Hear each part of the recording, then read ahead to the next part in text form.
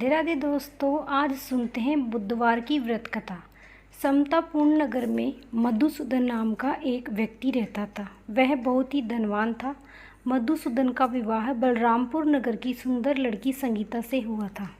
एक बार मधुसूदन अपनी पत्नी संगीता को लेने वहां पहुंचा। बलरामपुर गया। मधुसूदन ने अपनी पत्नी के माता पिता से कहा कि बेटी को विदा कर दो। माता पिता ने कहा, बेटा आज बुधवार को किसी भी कार्य के लिए यात्रा नहीं करते। लेकिन मधुसूदन नहीं माना। उसने ऐसी शुभ अशुभ बातों को ना मानने की बात कही और फिर उसने अपनी पत्नी को लेकर बैलगाड़ी से यात्रा प्रारंभ कर दी। 2 कोस की यात्रा करने के बाद ही उसकी गाड़ी का एक पहिया टूट गया और वहां से दोनों ने पैदल ही यात्रा को शुरू किया।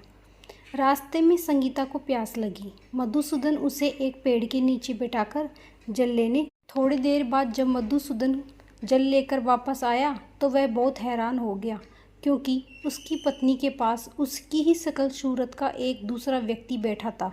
संगीता भी मधुसूदन को देखकर हैरान रह गई और वह दोनों में कोई को अंतर नहीं कर पा रही थी। मधुसूदन ने उस व्यक्ति से कहा कि तुम कौन हो और मेरी पत्नी के पास क्यों बैठे हो? मधुसूदन की बातें सुनकर उस व्यक्ति ने कहा, अरे भाई, यह मेरी पत्नी संगीता है। मैं अपनी पत्नी को ससुराल से विदा करके लाया हूँ। लेकिन तुम कौन हो जो मुझसे ऐसा प्रश्न कर रहे हो? मधुसूदन ने कहा, तुम जरूर कोई चोर या ठग हो। यह मेरी पत्नी संगीता है। मैं इसे पेड़ के नीचे बैठाकर पानी लेने गया था। इस पर उस व्यक्ति ने कहा, अरे भाई, तुम झूठ क्यों बोल रहे हो? संगीता को प्यास लगने पर जल लेने तो मैं गया था।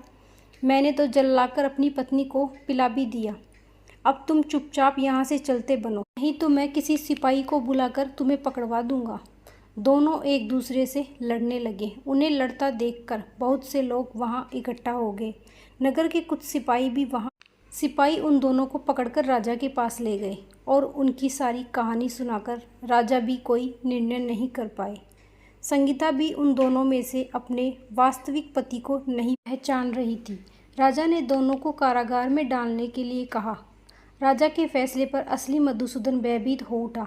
तभी आकाशवाणी हुई, मधुसूदन, तूने संगीता के माता पिता की बात नहीं मानी और बुधवार के दिन ही अपनी पत्नी को अपने ससुराल से लेकर घर की ओर प्रस्थान किया।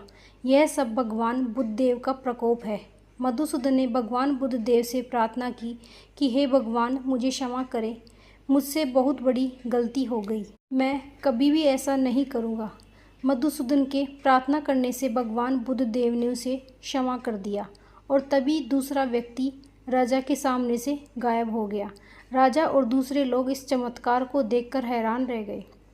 भगवान बुद्धदेव की अनुकंपा से राजा ने मधुसूदन और उसकी पत्नी को सम्मानपूर्वक विदा किया। दोनों समतापूर्ण नगर की ओर चल दिए। मधुसूदन और उसकी पत्नी दोनों बुधवार का व्रत करते हुए आनंदपूर्वक अपना जीवन बिताने लगे और इसी तरह भगवान बुद्धदेव की कृपा से उनके यहाँ खुशियाँ बरसने लगी।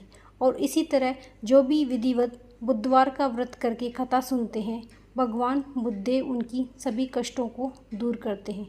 तो यह थी हमारी आज की कथा। अगर आपको अच्छी लगी हो तो चैनल को लाइक, सब्सक्राइब, कमेंट में हर हर महादेव, ओम गणेशाय नमः जरूर लिखिएगा। राधे राधे।